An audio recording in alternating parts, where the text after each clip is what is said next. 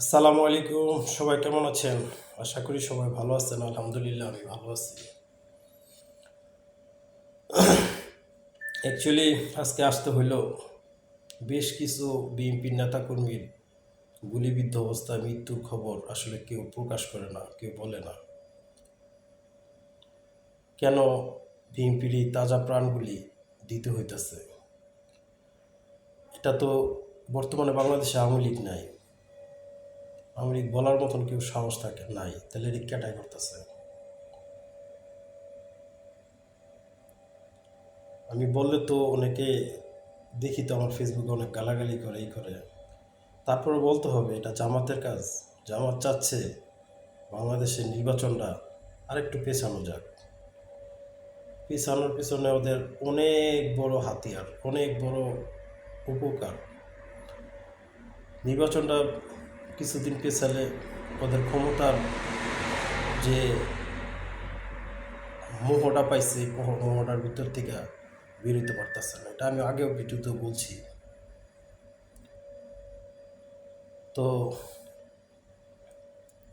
এই কাজগুলি বিএনপিও চুপ রয়েছে একটা কারণে, যে দেশের ভিতরে বিশৃঙ্খলা যাতে না হয়, বিশৃঙ্খলা যাতে না তৈরি হয়, সেই জন্য বিএনপিও চুপ রয়েছে।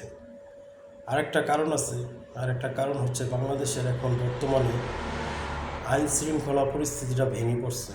প্রচুর পরিমাণ আইনের লোক আইনের মতন করে কাজ করতে পারতেছে না। আপনারা হয়তো বা দেখছেন এনসিপির বেশ কিছু নেতাকর্মী চাঁদাবাজির মামলা, তারপরে আরও বেশ কিছু মামলায় অ্যারেস্ট হওয়ার পরও থানায় বসার আপনার ডাইরেক্ট হুমকি দেওয়া, হ্যাঁ, তাদেরকেও আইন শৃঙ্খলার লোক ছেড়ে দিতে হয়েছে। কেন ছেড়ে দিতে হয়েছে? দেশের আইন শৃঙ্খলা পরিস্থিতিটা ভেঙে পড়ছে। এটা বাংলাদেশের জন্য ভালো কিছু না। আপনি বিশ্বাস করেন এটা ভালো কিছু না। কেন? পুলিশের গতিতে কাজ করবে। পুলিশ যখন জনগণকে বন্ধু হিসাবে নিয়ে কাজ করবে সেটা একরকম, আর পুলিশ সবাইকে ভয় পেয়ে কাজ করতেছে ওইটা আরেক রকম। পুলিশ পুলিশকে জনগণ ভয় পাইতে হবে, কিছুটা ভয় পাইতে হবে। একেবারে যেভাবে এখন নেতাকর্মী এনসিপির, তারপরে জামাতের নেতাকর্মীদের যেভাবে মানে ভয়ের ভিত্তিতে কাজ করে পুলিশ, এটা একটা দেশ ভেঙে পড়ার মতো নেই।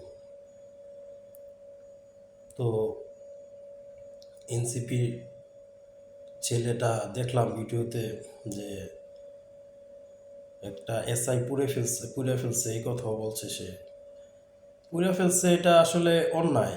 ও পুলিশ অনেক অন্যায় করছে, বুঝে নিছি, ধরে নিছি।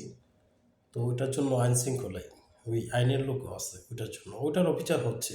কিন্তু তুমি প্রকাশ্যে এভাবে বললা, এটা তুমি আইনের প্রতি শ্রদ্ধাই রাখলা না, আইনের প্রতি কোনো ভালোবাসাই রাখলা না।